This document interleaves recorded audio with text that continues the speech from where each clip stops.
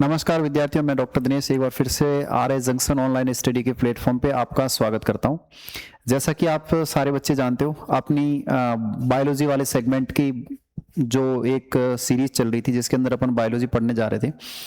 Biology के अब तक अपन ने काफ़ी ज़्यादा सिस्टम है, काफ़ी सारे सिस्टम है जो तंत्र है, अलग अलग तंत्र उनको डिस्कस किया है। जैसे मैंने आपको डाइजेस्टिव सिस्टम भी पढ़ाया था, रेस्पिरेटरी सिस्टम भी डिस्कस करने वाले थे, लेकिन बीच में जब सिलेबस चेंज हो गया तो फिर अपन थोड़ा सा पाथ भी चेंज कर लिया था। एक्सक्रेटरी सिस्टम, उत्सर्जन तंत्र अपन ने पढ़ लिया था। और इसके अलावा भी जैसे अपन बात करें, इससे पहले अपन एंडोक्राइन सिस्टम जो अंतःस्रावी तंत्र था उसको भी डिस्कस किया था। तो काफ़ी टॉपिक थे जो वो डिस्कस अपन कर चुके हैं। और उसी सीरीज के अंदर जो सिस्टम वाली सीरीज है, तंत्र वाली सीरीज है, अलग अलग बॉडी के जो अलग अलग तंत्र है शरीर के, उन सीरीज को अपन ने एक एक करके चला रखा है। तो इस वाले की बात करूं मैं कि जो अपना नर्वस सिस्टम है, तंत्रिका तंत्र है, उसका चैप्टर जब अपन स्टार्ट किया था तो सबसे पहला चैप्टर जो हुआ था, अपना जो क्लास हुई थी उसके अंदर अपन एक इंट्रोडक्टरी डिस्कशन देखा था शुरुआत में। और देन उसके बाद अपन ने इसके अंदर सेकंड क्लास में पूरा फोर ब्रेन यानी अग्र मस्तिष्क वाले को टॉपिक को डिस्कस किया था। देन उसके बाद जो थर्ड क्लास थी अपनी रही थी जो इसकी, उसके अंदर अपन ने कंप्लीट मिड ब्रेन को कवर किया था एंड हिंड ब्रेन यानी पश्चिम मस्तिष्क को कवर किया था। इस तरीके से अब तक अपनी नर्वस सिस्टम से रिलेटेड 3 क्लास ऑलरेडी डिस्कस हो चुकी है। तो जो अपनी बॉडी में अलग अलग सिस्टम है बहुत इंपॉर्टेंट है, फिजियोलॉजी का पार्ट है। और आपको डेफिनेटली मान के चलना कि बहुत सारे क्वेश्चंस आपको यहाँ से आपके आरएस के एग्जाम में मिलने वाले हैं। आरएस ही नहीं, मैं आपको कहूँगा कि जितने आप अलग अलग एग्जाम्स की तैयारी कर रहे हैं उनमें सब में आपके लिए बहुत हेल्पफुल रहेगा। स्पेशली मैं बात करूँ हिंदी मीडियम के लिए, ठीक है। तो यहाँ पे आज की जो क्लास है केंद्रीय तंत्रिका तंत्र से रिलेटेड ही एक अपना पार्ट है, जो मेरुरज्जु जिसको बोलते हैं स्पाइनल कॉर्ड, उसको अपन इस वाली क्लास में डिस्कस करने वाले हैं, ठीक है। चलिए, इसमें लिखा हुआ पार्ट फर्स्ट है, लेकिन ये जो पार्ट फर्स्ट की यदि बात करूं तो ये पार्ट फर्स्ट एक्चुअल में नर्वस सिस्टम के चैप्टर वाले जो अपनी सीरीज चल रही थी उसका पार्ट फर्स्ट नहीं है, ये इसका है मेरुरज्जु का स्पाइनल पार्ट, जो स्पाइनल कॉर्ड है उसकी बात कर रहे हैं, उसका ये पार्ट फर्स्ट है। इसकी ऑलमोस्ट एक आधा टॉपिक अपने से रिलेटेड थोड़ा सा डिस्कस करेंगे और बाकी उसके बाद अपन थोड़ा सा न्यूरॉन के बारे में पढ़ेंगे, क्योंकि न्यूरॉन से रिलेटेड क्वेश्चंस भी कई बार एग्जाम में पूछे गए। और देन उसके बाद अपना ये सिस्टम जो है तंत्रिका तंत्र है, नर्वस सिस्टम है, ये वाला चैप्टर क्लोज हो जाएगा। यानी ऑल ओवर मैं बात करूं तो मैं ये कहना चाह रहा हूं आपसे कि जो तंत्र है, जितने भी अपने बॉडी के तंत्र है, अलग अलग सिस्टम है, उन सबको अपन ऑलमोस्ट कवर कर चुके हैं। कुछ रह रहे हैं उनको बाद में देखते रहेंगे। तो आज की जो क्लास है वो तंत्रिका तंत्र से रिलेटेड क्लास जो चल रही थी उसी का आगे अपन कंटिन्यू करने वाले हैं, ठीक है। तो सबसे पहले मैं बात करूं, आपको थोड़ा पीछे का याद करवा देता हूं। तो जैसा कि आप सबको पता है अपन केंद्रीय तंत्रिका तंत्र पढ़ रहे थे, और जब केंद्रीय तंत्रिका तंत्र पढ़ रहे थे तो उसी दौरान मैंने आपको बताया था कि केंद्रीय तंत्रिका तंत्र है उसके 2 पार्ट होते हैं, एक तो ब्रेन यानी अपना मस्तिष्क एंड देन सेकंड अपना स्पाइनल कॉर्ड यानी मेरुरज्जु। ये 2 पार्ट अपन डिस्कस करने वाले हैं, ये आपको मैंने ऑलरेडी बता दिया था। जिसमें मैं मस्तिष्क वाला जो पार्ट है उसको आपको ऑलरेडी कवर करवा चुका हूँ, ठीक है। जिसमें मैंने आपको अग्र मस्तिष्क, मध्य मस्तिष्क और पश्चिम मस्तिष्क पूरा डिटेल में आपको पढ़ा दिया था। और अब मस्तिष्क के बाद जो सेकंड पार्ट है अपना केंद्रीय तंत्रिका तंत्र का, दैट इज स्पाइनल कॉर्ड यानी मेरुरज्जु को अपन डिस्कस करने वाले हैं, ठीक है। जैसा कि आपको पता है लास्ट क्लास में मैंने आपको बताया था कि जो अपना अंतिम भाग होता है यानी मेडुला ऑब्लोंगेटा जो होता है, उस मेडुला ऑब्लोंगेटा को ही आगे ये मेडुला ऑब्लोंगेटा निरंतरता करते हुए, कंटिन्यूटी करते हुए स्पाइनल कॉर्ड में कन्वर्ट हो जाता है, ठीक है। तो चलिए शुरू करते हैं आज का अपना टॉपिक, मेरुरज्जु, स्पाइनल कॉर्ड। स्पाइनल कॉर्ड या जिसको अपन क्या बोलते हैं, मेरुरज्जु, ठीक है। तो आज की क्लास है वो बहुत इंपॉर्टेंट है अपने लिए। और यहाँ से पक्का क्वेश्चन आता है, क्योंकि मस्तिष्क की जब अपन बात कर रहे थे तब मैंने बोला था कि उससे रिलेटेड क्वेश्चन जो है वो एग्जाम में पूछा गया था, रिसेंटली मेंस में इसके बारे में पूछा गया था। अभी मेरुरज्जु से रिलेटेड जो क्वेश्चन है वो इंपॉर्टेंस बन जाता है, क्योंकि वहां वाले पार्ट से ऑलरेडी क्वेश्चन वहां से उठ चुका है, तो चांस बनते हैं कि यहाँ से भी अच्छा क्वेश्चन इस बार आ जाए आपके लिए, ठीक है। तो देखते हैं मेरुरज्जु के बारे में क्या खास बातें हैं, ठीक है। तो मैं आपको खास बातें बताता हूँ पहले। तो खास बातें आप जानते हो, सीधी सी बात है। पहली तो बात क्या है इसकी, केंद्रीय तंत्रिका तंत्र यानी केंद्रीय तंत्रिका तंत्र यानी कि सेंट्रल नर्वस सिस्टम का ही ये भाग है, ठीक है, आ रही बात समझ में? यानी केंद्रीय तंत्रिका तंत्र यानी सेंट्रल नर्वस सिस्टम का ही ये दूसरा सेगमेंट है, दूसरा पार्ट है। ठीक है, इसको डिस्कस करेंगे। सेकंड पॉइंट यदि मैं बात करूं इसके लिए, तो सेकंड पॉइंट मेरा क्या कहलाएगा? इसकी उत्पत्ति। तो याद है आपको सबको, मैंने आपको बताया था पहले ही कि इसकी जो उत्पत्ति होती है वो भी एक्टोडर्मल ही होती है। कैसी होती है? एक्टोडर्मल। क्योंकि मैंने आपको पूरा तंत्रिका तंत्र की बात बताई थी आपको, कंप्लीट मैंने आपको डिस्कस क्या किया था? तंत्रिका तंत्र, कि तंत्रिका तंत्र का जो विकास हुआ था, नर्वस सिस्टम का जो डेवलपमेंट हुआ था, वो कैसे हुआ था? वही बातें जो पहले ब्रेन में बात करके आए अपन, कि सबसे पहले गैस्ट्रुलेशन यानी कि प्रेगनेंसी का 3rd वीक होगा, एम्ब्रियो वाला 3rd जो वीक होता है अपना, उसके अंदर ड्यूरिंग डेवलपमेंट यानी जब विकास हो रहा होता है, तो तीसरे सप्ताह के दौरान क्या होता है? वहां पे 3 जर्म लेयर्स बनती है, 3 जर्म लेयर बनती है, जो उन जर्म लेयर से अलग अलग ऑर्गन्स का वहां पे आगे जाके फॉर्मेशन होता है। तो उसमें से 3 लेयर थी, एक्टोडर्म, मेसोडर्म और एंडोडर्म की बात करी थी, जिसमें से मैंने आपको बता दिया था अच्छे से पहले कि इसका फॉर्मेशन जो है तंत्रिका तंत्र का किससे होता है? एक्टोडर्म से होता है। और स्पेशली मैं और डिटेल में जाके बात करूं तो न्यूरो एक्टोडर्मल बोलते हैं उसको। क्या बोलते हैं? Neuro ectodermal. क्योंकि एक न्यूरल ट्यूब बनी थी, उस न्यूरल ट्यूब के 2 पार्ट थे, एक था आपका सेफेलिक एंड यानी सेफेलिक वाला भाग, और एक था आपका कॉडल एंड यानी कॉडल वाला पार्ट।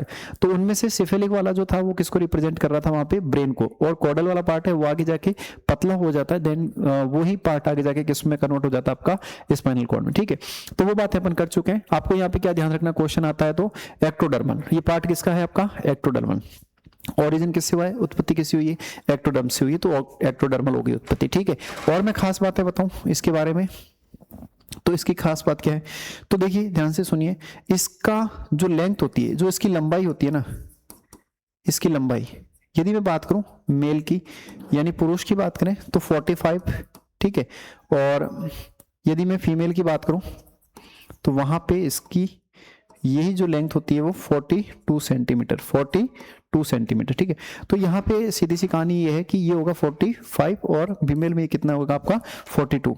इसको अच्छे से याद कर लीजिए, क्योंकि क्वेश्चन जो है वो यहाँ से पूछ सकते हैं, जो बिल्कुल बेसिक क्वेश्चन होते हैं वो यहाँ से आ सकते हैं आपके सामने, कि लंबाई कितनी होती है स्पाइनल कॉर्ड की, मेरुरज्जु की जो लंबाई है वो कितनी होती है। तो आपसे पूछ सकते हैं इतना इस वाले पॉइंट को, क्योंकि ये बिल्कुल सीधा सा क्वेश्चन है, तो एमसीक्यूज में डायरेक्ट आ सकता है। मेल फीमेल को आपको याद रखना है। ठीक है, अगला देखिए, इसको अच्छे से याद रखिए, आप थोड़ा सा याद भी कर सकते हो। जनरली अपन देखते हैं जो मेल होता है वो थोड़ा सा लंबा होता है फीमेल की कंपेरिजन में, तो आप उससे भी याद रखिए कि मेल वाला है वो डाटा बड़ा होगा यानी 45 के, और फीमेल वाला वो डाटा छोटा होगा। ठीक है, अगली बात मैं करूं इसकी खास बात, ये क्या है? ये मैं बात करूं किसकी? इसका एलोंगेशन की बात करूं तो ये किसका एलोंगेशन है? आपको सबको पता है, ब्रेन के मेडुला ऑब्लोंगेटा का। किसका? ये मेडुला ऑब्लोंगेटा का, मेडुला ऑब्लोंगेटा की निरंतरता है। ये क्या है? उसकी निरंतरता। यानी कि जो मेडुला ऑब्लोंगेटा था अपना ब्रेन वाला जो पार्ट अपन डिस्कस कर रहे थे, उसी का ही ये क्या है? आगे कंटिन्यूअस पार्ट है, तो उसी को ही आगे जाके कंटिन्यू होके क्या बना देता है? स्पाइनल कॉर्ड बना देता है। अब सुनिए मजे की बात, इंटरेस्टिंग फैक्ट देखिए, ये चाहे आपका ब्रेन हो चाहे आपका स्पाइनल कॉर्ड हो, दोनों की खास बात बता रहा हूं, मस्तिष्क हो चाहे आपका मेरुरज्जु हो, दोनों की जो एक स्पेशल बात है वो ये है कि ये क्या होते हैं? ये अलग से कोई हड्डी नहीं होती, अलग से कोई बोन नहीं होती है, अलग से कोई बड़ी संरचनाएं नहीं होती, ये जस्ट क्या होते हैं? ऊतक होते हैं। क्या होते हैं? ऊतक, टिश्यू होते हैं। नर्वस जो न्यूरल टिश्यूज होते हैं ऊतक होते हैं ये। तो ये आप जब इनको देखोगे ना तो एक ही छड़नुमा संरचना होती है, बिल्कुल छड़ टाइप की। बस ये मान के चलिए जो ऊतक है वो बिल्कुल ऐसे छड़ के टाइप, एक छड़ के रूप में ऐसे अच्छे से अरेंज होके एक पूरी रॉड बना देते हैं, एक छड़ टाइप की संरचना बना देते हैं, वही अपनी क्या होती है? मेरुरज्जु। इसीलिए वर्ड क्या बोला है? ध्यान से देखिए, कॉर्ड बोला है और हिंदी में क्या बोला है? इसको रज्जु वर्ड बोला है। ठीक है, और खास बात, वेट की बात करूं मैं, 30 ग्राम के अराउंड होती है। वेट कितना होता है इसका? 30 ग्राम के अराउंड इसका वजन होता है। ठीक है, तो ये कुछ बातें थी जो इसको परिचय के रूप में अपन देखते हैं कि इसका केंद्रीय तंत्रिका तंत्र में सीएनएस का सेकंड भाग है ये। ठीक है, उत्पत्ति कैसी होती है इसकी? एक्टोडर्मल होती है, अच्छी बात है। लंबाई बता दी, मेडुला ऑब्लोंगेटा की निरंतरता बता दी, और आपका 30 ग्राम इसका वेट बता दिया। ये ऐसे क्वेश्चन है जो छोटे एग्जाम्स की भी, यदि आप कोई एग्जाम देने जा रहे हैं तो वहां पे भी आपको डायरेक्ट एमसीक्यूज में ये क्वेश्चन आपके सामने वहां पे आ सकता है। ठीक है, ये हो गया इसका बेसिक इंट्रोडक्शन हो गया। और कुछ बातें करते हैं इसकी खास बातें। तो इसकी जब कुछ खास बातें और चलती हैं तो विशेषताओं पे आएंगे इसकी, कि इसकी और क्या क्या विशेषताएं हैं, और क्या क्या विशेषताएं हैं इसकी। तो विशेषताओं की यदि मैं बात करूं तो इसकी ऐसे तो बहुत सारी विशेषताएं, लेकिन जो खास बात आपको ध्यान में रखनी है वो ये रखनी है कि ये भी क्या होते हैं, न्यूरल टिश्यू होते हैं। क्या होते हैं? Neural tissue. और यहाँ पे आपको एक विशेष बात जो याद रखनी है कि जो इसका ग्रे मैटर होता है, जो इसका दूसर द्रव्य होता है, क्या होता है, ध्यान से सुनिए, दूसर द्रव्य वो, और जो आपका व्हाइट मैटर होता है, व्हाइट मैटर जो होता है यानी कि श्वेत द्रव्य, ठीक है। तो इसका जो अरेंजमेंट होता है, तो ये ध्यान से सुनना, ये इनर साइड होता है और ये आउटर साइड होता है। याद करिए जब अपन ब्रेन पढ़ रहे थे तो ब्रेन में इसका क्या था, उल्टा था। तो यहाँ पे आपको थोड़ा सा ये आपको माइंड में रखना पड़ेगा। वहां पे आउटर साइड में गिरे जा रहा था, इनर में ये आ रहा था, यहाँ पे आपको थोड़ा सा उल्टा याद रखना है, ठीक है। इसके अलावा एक खास बात जो इसको ब्रेन से कनेक्ट करती है, जो इसकी जो अपनी स्पाइनल कॉर्ड होती है, यानी जो अपनी मेरु रज्जु होती है, जो मेरु रज्जु होती है ना, इसके चारों ओर 3 आवरणों से घिरी रहती है। कितने आवरणों से घिरी रहती है आपको याद रखना है, 3 आवरण, ठीक है। कितने आवरणों से? 3। अंग्रेजी में क्या बोलते हैं उनको? मेनिंजस। तो आप इंग्लिश वर्ड कोशिश करना याद रहे, तो नहीं रहे तो आपको यह याद रखना कि ये 3 आवरणों से क्या होती है, घिरी होती है। क्या होती है? 3 आवरणों से घिरी होती है। ये आपको खास बात इसकी याद रखनी है। ध्यान से सुनिए, यही 3 आवरण जो मैं आपको बता रहा हूं, यही 3 जो मेनिंजेस होती है, ये ब्रेन के अराउंड भी होती है। नाम आपको मैंने पहले क्लास में बताए थे, लेकिन यहाँ भी परेशान नहीं होना, आपको मैं दोबारा सब कुछ बताऊंगा। एक बार से अपन फटाफट इसको चेक कर लेते हैं कि एक्चुअल में अपन पढ़ने क्या जा रहे हैं, ठीक है। केंद्रीय तंत्रिका तंत्र का लंबा होता है हिस्सा, ठीक है। मैंने आपको छड़नुमा संरचना होती है, बेलनाकार और निचला भाग है, सूचनाओं का आदान प्रदान, ये सब बातें बताऊंगा। 3 मेनिंजेस होती है, ये सारी चीजें आपको विशेषताओं में आएगी जो मैं आपको एक एक करके बता दूंगा, ठीक है। और क्या खास बात है, 45 सेंटीमीटर पुरुष में रहती है, 42 सेंटीमीटर इसमें रहती है, ठीक है। और वेट कितना होता है आपका? 30 ग्राम होता है, ठीक है। ये होता है इसका वेट होता है, ठीक है। एक बार आपने देख लिया। अब कुछ खास बातें और डिस्कस करते हैं इसके अंदर कि और क्या विशेषताएं। शुरुआत कहां से होती है, तो याद करिए इस पॉइंट को ऐसे लिखिए, शुरू कहां से हो रही है, तो शुरू हो रही है ये C1, ठीक है। C1 यानी कि एटलस जो ग्रीवा होती है, एटलस जो कशेरुका होती है, वापस सुनिए, एटलस कशेरुका किसको बोलते हैं? C1 को। पढ़ाऊंगा आपको, सारी कशेरुक पढ़ाऊंगा, सारी वर्टिब्रीज आपको पढ़ाऊंगा, मैं सारी वर्टिब्राज को आपको मैं पढ़ाऊंगा, सारी कशेरुक दंड जब हम पूरा पढ़ेंगे तब और उसको अच्छे से मैं आपको बोन्स को पढ़ाऊंगा, तब और बताऊंगा। बस आप इतना सा ध्यान रखिए कि शुरुआत कहां से होती है। हम जानते हैं मेडुला ऑब्लोंगेटा का एलोंगेशन है, यानी मेडुला ऑब्लोंगेटा ही आगे कंटिन्यू करके निरंतरता करके क्या बनाता है? स्पाइनल कॉर्ड, हम जानते हैं अच्छे से। और उसके अंदर भी खास बात करूं तो इसकी शुरुआत जो हो रही है वो कहाँ किस लेवल पे होती है, समझिए बात को, फील लीजिए। क्योंकि देखो अपन हिंदी मीडियम के बच्चे हैं, और दूसरी बात अपन काफी बच्चे हैं यहाँ पे जो तैयारी करने क्लास में जो रहते हैं वो ह्यूमैनिटीज के बच्चे हैं। तो आप समझिए पहले क्या कहना चाह रहा हूँ। स्पाइनल कॉर्ड है यानी मेरु रज्जु जो है वो शुरू कहां से हो रही है, तो देखो यहाँ से आप जब शुरू करते हो ना, आप यहाँ से शुरू करते हो तो यहाँ पे अलग अलग हड्डियां होती है, जो जिसको अपन बोलते हैं कशेरुक, है ना। रीढ़ की हड्डी वाली जितनी भी हड्डियां होती है उसके बारे में बात कर रहा हूं मैं। तो जिसमें जो सबसे पहला सेगमेंट आता है ना वो होता है ग्रीवा कशेरुका, जो गर्दन के आसपास की जो कशेरुका है, यहाँ की जो गर्दन से रिलेटेड जो भी आपकी वहां पे वर्टिब्रेट जो वर्टिब्राज होती है यानी कशेरुका जो होती है, उनको क्या बोलते हैं अपन? ग्रीवा कशेरुको। और ग्रीवा के लिए ही क्या वर्ड यूज होता है? सर्वाइकल। तो सर्वाइकल का C1 कितना लिखा मैंने? C1 यानी जो पहले नंबर की कशेरुक जो होगी, जो पहले नंबर की कशेरुक होगी, वहां से अपना स्पाइनल कॉर्ड है या फिर आपका मेरु रज्जु है, वो वहां से क्या होता है? प्रारंभ होता है। वापस सुनिए, सिंपल सी कशेरुका के लिए कंफ्यूजन नहीं होता। हड्डी होती है, रीढ़ की हड्डी में जो हड्डियां होती है उसको बोलते हैं, और उसका भी फर्स्ट पार्ट जो सर्वाइकल या जिसे हम क्या कहते हैं? ग्रीवा कशेरुका। और ग्रीवा कशेरुका भी कौन सी? पहले नंबर की, जिसे हम एटलस भी कहते हैं, वहां से अपनी शुरुआत होती है किसकी? आपके स्पाइनल कॉर्ड की यानी मेरु रज्जु की। और जाति कहां तक है, रुकता कहां है, खत्म कहां होता है, एंड कहां होता है इसका? एंड कहां होती है? तो एंड जो है, यदि मैं बात करूं एडल्ट की, किसकी बात करूं मैं? एडल्ट की। तो एडल्ट की जब मैं बात करूंगा यानी वयस्क की बात कर रहा हूं मैं, किसकी बात कर रहा हूं? वयस्क की। तो L1 L2 लेवल पे खत्म होती है। देखिए समझिए इसको ध्यान से, L1 L2 क्या है समझिए, थोड़ा इसको वाइब लेते हैं, थोड़ी सी इसको थोड़ा सा अलग तरीके से इसको वाइब लेके करते हैं, क्लियर, ठीक है। जैसे देखिए, ठीक है, इस तरीके से ये एक वर्टिब्रा हो गई, ठीक है। उसी तरीके से ये आपकी दूसरी वर्टिब्रा हो गई। तो मान लीजिए कि मैंने आपको बताया कि आपका C1 से शुरू हो गई, यानी ग्रीवा कशेरुक फर्स्ट नंबर की जो ग्रीवा कशेरुक है वहां से ही शुरू हो गई, ठीक है। अब ये खत्म कहाँ पे होगी, तो देखो ग्रीवा के बाद आप जैसे चलोगे तो थोरेसिक पार्ट पे आओगे। किस पे आओगे, थोरेसिक पार्ट पे, जो वक्षीय कशेरुक होगी उस पे आओगे आप, ठीक है। थोरेसिक के बाद में आप किस पे आओगे, लंबर पे आओगे। किस पे आओगे, लंबर पे। तो लंबर में भी आपको फिर क्या L1 पढ़ना पड़ेगा, L2, L3, L4, L5 पढ़ना पड़ेगा सबको अलग अलग से। तो आप ध्यान से सुनिए, इंटरेस्टिंग बात क्या रही। तो यहाँ पे L1 जो लेवल है उसकी निचली बाउंड्री, तो ये वाला जो लेवल मैंने आपको बना के दिखाया है, ये मैं मान लेता हूं कौन सी वर्टिब्रेटा है आपकी, यानी कौन सी कशेरुक है आपकी, ये वर्टिब्रा है आपकी फर्स्ट वाली L1। कौन सी वाली है, L1। और ये है आपकी L2। तो देखिए जो इसका नीचे वाला एंड है, इसका जो नीचे वाला एंड है किसका, L1 का जो निचला एंड है, निचला सिरा है, वहां आके ये एडल्ट की बात करूं मैं, वयस्क में का बात करूं, तो उस लेवल पे आके ये खत्म हो जाती है, रुक जाती है वहां पे। और यदि मैं बात करूं बच्चों की, ठीक है, यदि मैं बात करूं किसकी, बच्चों की, ठीक है, चाहे जो छोटे बच्चे होते हैं उनकी बात करूं, बच्चों की बात करूं, तो ये कहां तक जाती है, L3 तक।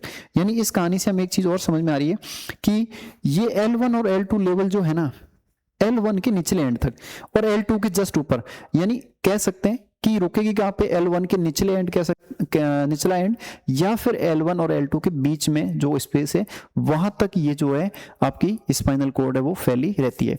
अब मैं बात करूं बच्चों की, तो बच्चों के केस में क्या होगा, देखो बच्चों के केस में क्या होगा, इस तरीके से वर्टिब्रा लगा दी मैंने फिर से, तो बच्चों के केस में क्या होगा, ये थोड़ी सी और नीचे चली जाएगी, यानी ये L3 लेवल पे आके रुक जाएगी। कहानी समझ में आ रही है। जैसे जैसे डेवलपमेंट होगा, जैसे जैसे बच्चा बड़ा होगा, तो धीरे धीरे इसकी जो लेंथ है वो क्या होती रहती है, वहां पे रिड्यूस होती रहती है, कम होती रहती है। अब सुनिए मेरी बात, वापस से कहानी सुनिए, बोर्ड पे जो लिखा है एक बार के एक साथ सब निपटा देते हैं। केंद्रीय तंत्र का भाग है, ठीक है। उत्पत्ति किससे होती है, एक्टोडर्मल उत्पत्ति, एक्टोडर्म से बनती है, इसका मतलब एक्टोडर्म की उत्पत्ति है।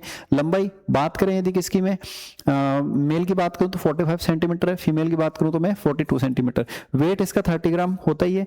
मेडुला ऑब्लोंगेटा आगे कंटिन्यूअस करके इसको बना लेता है। और इसकी यदि बात करूं कहां से शुरू होती है, C1, जिससे हमें क्या बोलते हैं, एटलस कशेरुका। क्या बोलते हैं, एटलस कशेरुका।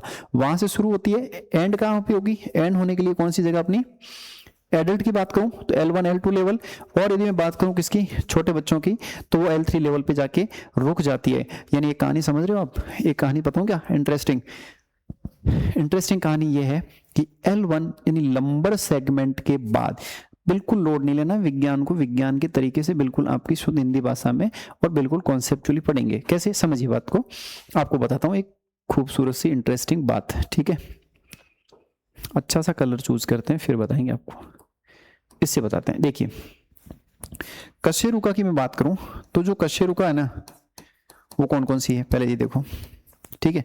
पहली कौन सी आपकी, ग्रीवा कशेरुका, फिर आपकी वक्षीय थोरेसिक वाली, फिर ठीक है, फिर आपकी लंबर आ जाएगी वहां पे, फिर आपकी वहां पे सैक्रल आ जाएगी, पढ़ाऊंगा इसको सबको डिटेल में, और लास्ट में क्या आती है, कोकिक्स आती है, ठीक है। ये सब आती है। अब ये क्या है, जो आपकी कशेरुक दंड है उसमें हड्डियां ही हैं ये, और हड्डियों के अलग अलग पार्ट किए गए हैं। तो उनमें से क्या है आपकी कशेरुका, ग्रीवा भी है, वो भी एक भाग है, वक्षीय यानी थोरेसिक वाली होगी, लंबर, सैक्रल और कोकिक्स हो गई। ध्यान सुनना, ये सारी की सारी क्या है, छोटे छोटे टुकड़े हड्डियों के ना, ये हड्डियां हैं। अब एक आप बात समझिए, इंटरेस्टिंग बात समझिए कि मैं क्या कह रहा हूं, लास्ट में आती है कोकिक्स, लास्ट में जो बोन आती है वो कौन सी आती है, कोकिक्स बोन आती है। हड्डी जो आती है वो कौन सी आती है, कोकिक्स आती है। अब समझिए आप, सबसे पहले कौन आती है, ग्रीवा, ठीक है। सबसे पहले कौन सी आती है, कशेरुक, ग्रीवा कशेरुक आती है, C वाली, ठीक है। उसके बाद कौन आता है, T वाली आती है। और उसके बाद कौन आता है आपका, उसके बाद आपकी लंबर वाला पार्ट आता है। और लंबर के बाद कौन आ रहा है, सैक्रम आ रहा है। क्या आ रहा है, सैक्रम। और सैक्रम के बाद में कौन आ रहा है, कोकिक्स आ रहा है। इसको थोड़ा सा आप ऐसे समझिए, मैं आपको थोड़ा डायग्राम से बताता हूं इसको,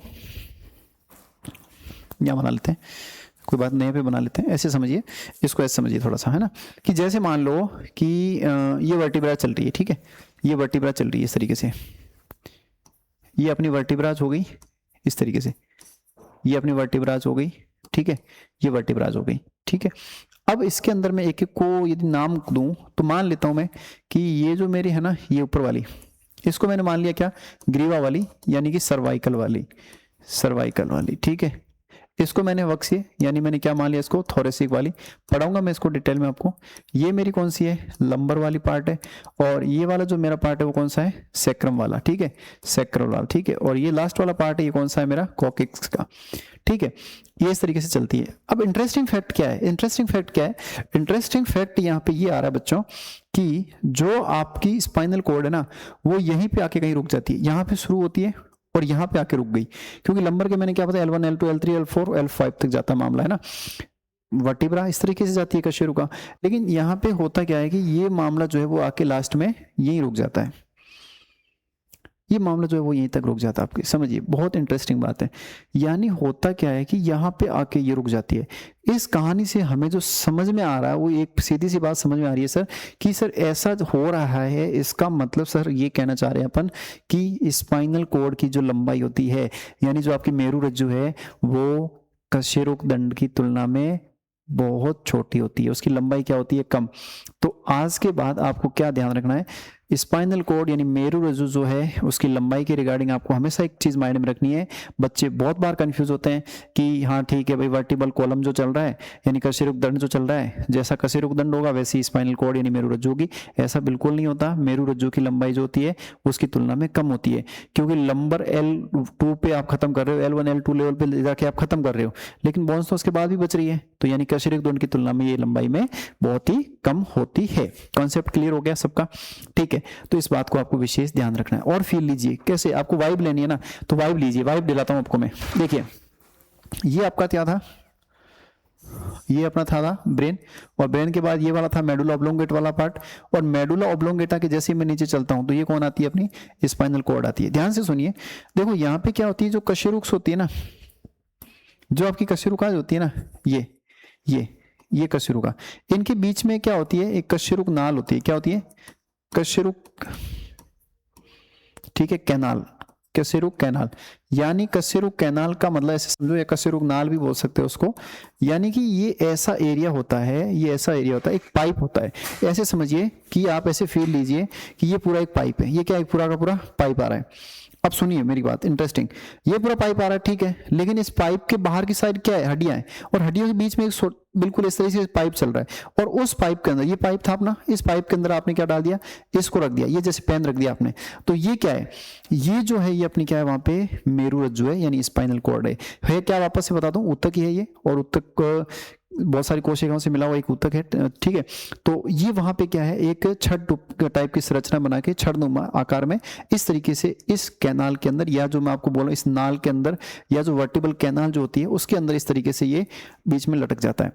यानी ये कह सकते हैं ये उसके चारों ओर तो क्या होती है, वर्टिब्रा होती है, लेकिन बीच में क्या फंसा रहता है अपना, एक कैनाल बनती है, यानी पाइपलाइन टाइप पाइप है, उसके अंदर क्या रखी होती है अपनी, वहां पे कशेरुकदंड के बीच में कौन रखी होती है, अपनी मेरु रज्जु यानी कि स्पाइनल कॉर्ड रखी होती है। कॉन्सेप्ट क्लियर हो गया, ये इसकी थोड़ी सी आपको मैंने वो अप्लाइड चीज बताई, ठीक है। अब आते हैं अपने मुद्दे पे, क्या चल रहा था, ठीक है। तो ये सारी चीजें, तो यहां तक काफी चीजें अपने समझ में आ गई है कि किस तरीके से उत्पत्ति होती है, मेरु रज्जु शुरू होती है, एंड कहाँ पे होती है, और खास बात जहां ये एंड हो जाती है, जहां पे खत्म हो जाती है, वहां पे एक शंकु टाइप संरचना बनती है। शंकु जानते हो, यू नो, शंकु इस तरीके से होता है, शंकु मतलब इस तरीके से, जहां ये रुक जाती है वो पॉइंट क्या कहलाता है आपका, कॉनस मेडुलरिस। क्या कहलाता है वो पार्ट आपका, कॉनस मेडुलरिस। जहां पे रुक जाता है, जहां पे इसका एंड हो जाता है, उस पार्ट को अपन क्या बोलते हैं, कॉनस मेडुलरिस कहते हैं। परीक्षा में पूछा गया क्वेश्चन है कि व्हाट इज द कॉनस मेडुलरिस, तो आपको पता होना चाहिए स्पाइनल कॉर्ड का जो लास्ट पॉइंट होता है उसको क्या बोलते हैं, कॉनस मेडुलरिस बोलते हैं, ठीक है। और कुछ बातें खास जो इसको अलग बनाती है, देखिए एक साइड में सारे देख लीजिए जो मैंने आपको बता दिया था, ठीक है। ऊपर का जो 2/3 भाग होता है ना वर्टिबल कैनाल का, वो जो कशेरुक नलिका जो होती है उसका ऊपरी 2/3 पार्ट जो है वो ये ऑक्यूपाई रखती है। मैंने आपको बताया था, क्योंकि लगभग तो नीचे तक आती रहती है, लेकिन L1 L2 लेवल पे जाके ये रुक जाती है। तो काफी पार्ट है वो कवर कर चुकी होती है, कुछ पार्ट जो होता है वो रुक जाता है, रह जाता है, जिसमें ये नहीं होती, ठीक है। इसके बाद और खास बात बताएं आपको कि ये सब बता दिया मैंने आपको, C1 से शुरू होती है और L1, और इसके साथ आप L2 भी ऐड कर दो, ठीक है। यदि मैं बात करूं बच्चों में तो L3 लेवल लिखा है, और यहाँ पे मेडुला ऑब्लोंगेटा की निरंतरता होती है, और कहाँ पे समाप्त हो जाती है, कॉनस मेडुलरिस के रूप में समाप्त हो जाती है, ठीक है। आगे बढ़ाते हैं अपन, इसकी परतों पे आते हैं, ठीक है। तो इसकी परत देखते हैं कौन कौन सी, क्या क्या परत होती है इसकी, तो देख लेते हैं इसकी परतें कौन कौन सी है। ठीक है, इसकी परतें कौन कौन सी परत होती है इसकी, किस तरीके से वो वहां पे काम करती है। देखिए समझिए, देखो मैंने आपको ये तो बता दिया कि ये बिल्कुल कैसी होती है, एक पाइप ही है और पाइप के अंदर एक छोटा पाइप रखा हुआ है। तो जैसे ही आप पाइप को देखोगे ना इस तरीके से आपको क्या, आपने क्या देख लिया, पाइप को देख लिया। ठीक है, अब आप इस पाइप को देखोगे तो आपको क्या है, ऐसे आपको लेयर्स मिलेगी, इसके अंदर क्या मिलेगी, लेयर्स मिलेगी। देखो ये आपकी एक लेयर हो गई, ठीक है। उसके बाद आपको वहां पे एक और लेयर इस तरीके से मिलेगी, ठीक है। और उसके अंदर यहाँ पे मैं इस अलग कलर से दिखा देता हूँ, यहाँ पे आपकी क्या मिल रही है, आपको स्पाइनल कॉर्ड मिल रही है, ठीक है। अब समझिए आप बात को। अब स्पाइनल कॉर्ड मैंने क्या बोला, सिंपल ऊतक है। तो देखो ऊतक है तो सीधी सी बात है, इसको डैमेज होने का खतरा रहता है। क्यों, सिंपल टिश्यू है, सेल से बना हुआ है। तो इसको भी क्या है, जैसे ब्रेन को डैमेज होने का खतरा रहता है, इसको भी डैमेज होने का खतरा रहता है। तो इसको प्रोटेक्शन देना पड़ेगा आपको, क्या देना पड़ेगा, सुरक्षा, इसको कवर करना पड़ेगा। तो कवर करने के लिए आपको वहां पे 3 आवरण से कवर करना होता है। कितने, आपको 3 आपको वहां पे लेयर्स बनानी पड़ती है, जिन्हें क्या बोलते हैं, मेनिंजेस। तो मैंने क्या लिखा है यहाँ पे, पॉइंट क्या लिखा है कि ये 3 आवरणों द्वारा घिरी रहती है। वापस सुनिए क्या बोला मैंने, 3 आवरणों द्वारा घिरी रहती है, 3 आवरणों द्वारा घिरी रहती है। और इनको बोलते क्या है, 3 आवरणों द्वारा घिरी रहती है, यदि जिसको अपन क्या बोलते हैं, मेनिंजेस बोलते हैं। क्या बोलते हैं, मेनिंजेस बोलते हैं। आ रही बात समझ में, मेनिंजेस बोलते हैं, ठीक है। इन 3 आवरणों को घिरी रहती है, जिन्हें अपन क्या बोलते हैं, मेनिंजेस बोलते हैं। इंपॉर्टेंट है, ध्यान सुनना। मेनिंजेस क्या करती है, इनको प्रोटेक्शन देती है।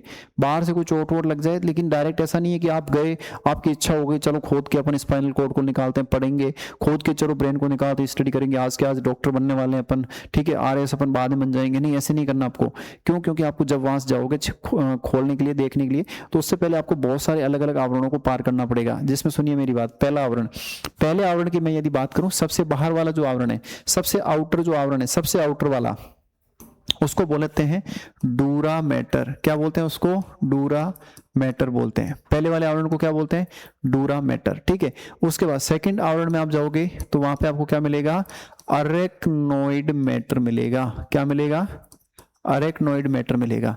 और सबसे नीचे आप जाओगे तो वहां पे क्या मिलेगा, पाया मैटर। वहां पे आपको क्या मिलेगा, सबसे लास्ट वाले में पाया मैटर। यानी आपको वहां पे 3 लेवल क्रॉस करने पड़ेंगे। जैसे ही आप जाओगे वहां पे, उस पाइप को खोल के देखने की इच्छा होगी कि चलो इसको देखते हैं कैसे, तो आपको वहां पे तैयार नहीं बैठा है कि पाइप आप और आपको ऐसे जाके तुरंत देख लो। पाइप आपका वेट कर रहा है, नो डाउट कर रहा है कि आप देखने आ रहे हो, अच्छी बात है, वो बहुत एक्साइटेड है। लेकिन वो क्या बोलेगा आपको जाते ही कि पहले आप है ना, बाहर से मेरे जितने भी सुरक्षा गार्ड लगा रखे हैं ना, उन सुरक्षा गार्ड्स को हटाइए। तो ये एक तरीके से क्या है, सिक्योरिटी है, सिक्योरिटी गार्ड, इनको सबको हटाते आइए। तो आप गए वहां पे, छुरा लिया, छुरा लेते आपने क्या किया, ध्यान से सुनिए, इंटरेस्टिंग बातें बता रहा हूँ। छुरा लेती आप गए तो आपको वहां पे कौन मिल गई, यहाँ पे सबसे बात देखते ही आपको कौन मिली, वहां पे डूरा मैटर मिल गई। कौन मिल गई, डूरा मैटर। और उसके बाद जैसे ही आप थोड़ा सा आगे बढ़े तो आपको वहां पे कौन मिल गई, अरेक्नोइड मैटर मिल गई। और थोड़ा और आगे बढ़े आप, थोड़ा और आगे बढ़ते ही आपको यहाँ पे कौन मिल गई, पाया मैटर मिल गई। कौन मिल गई, पाया मैटर। आपने कहा यार ये तो दिक्कत है, 3 अलग अलग लेयर मिल रही वहां पे, और उसके अंदर जब आप जाओगे तो वहां पे कौन मिलेगी आपको, वहां पे आपकी जो वर्टिबल कैनाल की जिसकी हम बात कर रहे थे, उस वर्टिबल कैनाल के अंदर जो एक पाइप चला रहे थे, जिस पाइप को अपन छड़ बोल रहे थे, उस पाइप को, जिसका आज अपनी हेडिंग डाल के पढ़ रहे हैं मेरू रज्जू, वो आपको मिलेगा यहाँ पे, ठीक है। तो यहाँ पे आपको आने के बाद यहाँ पे कौन मिलेगा, यहाँ पे ये आपकी क्या मिलेगी आपको, मेरू रज्जू, यानी कि आपकी स्पाइनल कॉर्ड, ठीक है, स्पाइनल कॉर्ड मिल गई। अब समझिए बात को ध्यान से, देखो यहाँ पे सीधी सी बात, एक गणित तो आपको समझ में आ गई होगी कि भैया ये वाला जो पार्ट है, ये वाला पार्ट जो मैं बात कर रहा हूं, इस वाले पार्ट की, इस वाले, ये बोन की एंडोस्टियम है। ये क्या है, बोन की एंडोस्टियम, यानी कि जो हड्डी है, कशेरुक हड्डी है, जो कशेरुक दंड की जो हड्डी है, उसका अंदर वाली जो लेयर है, अंदर वाली लेयर है, क्या है उसको क्या बोलते हैं अपन, अंदर वाली लेयर जो उसको अपन क्या बोलते हैं, एंडोस्टियम बोलते हैं। क्या बोलते हैं, एंडोस्टियम। इस एंडोस्टियम और डूरा मैटर के बीच में आपको क्या मिलेगी, खाली स्पेस मिलेगा, थोड़ा सा खाली स्पेस मिलेगा। वापस सुनिए, एंडोस्टियम यानी कि बोन का अंदर वाला हिस्सा, अंदर वाली परत, और आपकी डूरा मैटर जो आपकी क्या है सबसे बाहर वाली परत है। सुनिए मेरी बात, फील लीजिए ऐसे, देखिए ऐसे फील लीजिए, ये आपकी सबसे पहले ये बीच में रखा हुआ है मैंने यहाँ पे क्या, बीच में मैंने यहाँ पे रख दिया सिंपल सा आपकी स्पाइनल कॉर्ड को, उसके चारों ओर मैंने क्या लगा दिया, पाया मैटर। फिर मैंने क्या सर्कल बना दिया आपकी अरेक्नोइड मैटर का, देन एक बड़ा सा सर्कल किसका बना दिया मैंने, डूरा मैटर का, और उसके बाहर जो आपकी हड्डी है उस हड्डी की जो आंतरिक परत है जिसको मैं क्या बोल रहा हूं, एंडोस्टियम, वो रख दिया मैंने। अब समझिए सबसे बाहर वाले पार्ट जो हड्डी का है उसका, और जो अपने आवरण का सबसे बाहर वाला पार्ट जिसको अपने क्या बोला, डूरा मैटर, इसके बीच में जो भी स्पेस होगा, जो स्पेस होगा उस स्पेस को कहा जाता है क्या, इस वाले स्पेस को क्या कहा जाता है, एपीडूरल स्पेस, एपीडूरल स्पेस, ठीक है, एपीडूरल स्पेस। अब सुनिए, जब भी मैंने आपको याद कराया बायोलॉजी में, आप जब भी वर्ड पढ़ते हो एपी, तो आप हमेशा सोचिए आप ऊपर की बातें कर रहे हो, किसकी बातें कर रहे हो, ऊपर की। और जब भी बात आप कर रहे हो सब या हाइपो, सुनिए मेरी बात को, सब या हाइपो वर्ड जहां भी देखो तो आपको वहां पे बात किसकी करनी है, सब या हाइपो वर्ड सुनते ही आपको क्या बोलना, नीचे की बात चल रही है। और अब ध्यान से सुनिए, ये तो हो गया ऊपर का मामला, लेकिन जैसे ही आप डूरा मैटर तक पहुंच गए, एंडोस्टियम आपने हटा दी, मान लीजिए आप गए थे ना खोदने के लिए, तो आपने जैसे डूरा वो एंडोस्टियम हटाई तो वहां पे कौन बैठी है, डूरा मैटर, इनके बीच का स्पेस सब आपका एपिडूरल। और जैसे ही आपने डूरा मैटर को हटाया, आपने सोचा चलो फटाफट से स्पाइनल कॉर्ड को खोदते हैं, तो वहां पे आपको एक बार फिर से एक स्पेस मिलेगा। अब वाला स्पेस क्या है, ये नीचे है, ये डूरा मैटर के क्या है, नीचे। तो ध्यान से देखो, डूरा मैटर के नीचे है, इसको क्या बोलोगे, नीचे वाले को क्या बोलते हैं अपन, सब डूरल स्पेस बोलते हैं। क्या बोलते हैं नीचे वाले को, सब डूरल। ऊपर वाला क्या था, एपिडूरल, नीचे वाला क्या है, सब डूरल, ठीक है।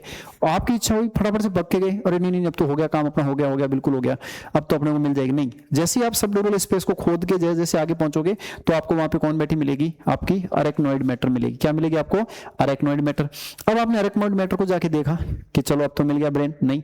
आप जैसे अरेक्नोइड मैटर को देखोगे तो अरेक्नोइड मैटर, सुनिए मेरी बात को अच्छे से, जो आपकी अरेक्नोइड मैटर है, ये अरेक्नोइड मैटर, इसके जस्ट नीचे भी आपको क्या मिल रहा है, स्पेस मिल रहा है, नीचे मिल रहा है, तो उसको क्या बोलेंगे। और मिल किसके नीचे रहा है, अरेक्नोइड के नीचे, तो नीचे के लिए शब्द कौन सा होता है, सब। और किसके नीचे मिल रहा है, अरेक्नोइड के नीचे, तो वर्ड क्या यूज करोगे वहां पे, सब अरेक्नोइड। वर्ड क्या यूज करोगे वहां पे, सब अरेक्नोइड वर्ड यूज करोगे। तो ये वाला स्पेस होगा, इसको क्या बोलेंगे अपन, सब अरेक्नोइड स्पेस बोलेंगे। क्या बोलेंगे इसको, सब अरेक्नोइड स्पेस बोलेंगे। क्लियर हो रहा है, ध्यान से सुनिए। सबसे बाहर वाला स्पेस जो था उसको क्या बोला, एपिडूरल, क्योंकि ये डूरा मैटर के ऊपर है, ऊपर के लिए एपी आता है। उसके बाद डूरा मैटर के नीचे चले, नीचे के लिए सब आता है, डूरा मैटर के नीचे तो सब डूरल। उसके बाद अरेक्नोइड आ गई, अरेक्नोइड के नीचे, नीचे के लिए शब्द है, कौन सा, सब। और सब किसके नीचे, ये अरेक्नोइड के, तो क्या नाम दे दिया, सब अरेक्नोइड स्पेस। अब एक सुंदर सी बात जो अपन डिस्कस करने वाले भी है ना, ठीक है। अब यहां से क्या होता है, जैसे आप इसको खोलोगे अब आपको कौन मिलेगी, पाया मैटर। और पाया मैटर के जस्ट नीचे है वो आपको कौन देखेगी, वहां पे आपकी प्यारी सी सुंदर सी, आपकी सुंदर सी और प्यारी सी कॉलम के अंदर जो एक पाइप जा रहा था, छड़नुमा संरचना, जिसे अपने क्या बोला था, आपकी सुंदर सी मेरु रज्जु। उसके अंदर क्या मिल गया आपको, मेरु रज्जु मिल गया। क्या मिल गया, मेरु रज्जु मिल गया। यानी जो छेद दिख रहा है आपको वो किसका है, मेरु रज्जु का छेद है, ठीक है। तो ये जो आपको दिख रहा है ये क्या मिल गया, वहां पे मेरु रज्जु मिल गई, यानी स्पाइनल कॉर्ड मिल गई आपको। क्या मिल गया, स्पाइनल कॉर्ड मिल गया। आ रही है क्या बात है समझ में। तो इन सब चीजों को जब अपन खोदते खोदते खोदते जहां तक पहुंचते हैं तो लास्ट में अपने को क्या मिल जाती है, स्पाइनल कॉर्ड मिल जाती है। 3 लेयर से कवर होती है, याद रखना हमेशा, क्यों, क्योंकि ये इसको प्रोटेक्शन देने के लिए जरूरी होती है। अब एक खास बात बता रहा हूँ, मजा आ जाएगा सुन के, कि जो अरेक्नोइड मैटर है ना, इसके नीचे के स्पेस को क्या बोला था, सब अरेक्नोइड। इसके अंदर सब अरेक्नोइड वाला जो आपका मैटर है, इसके अंदर, यहां की मैं बात करूं, यहां पे भरा रहता है CSF, ठीक है, ठीक है। क्या बना रहता है, मस्तिष्क मेरु द्रव्य।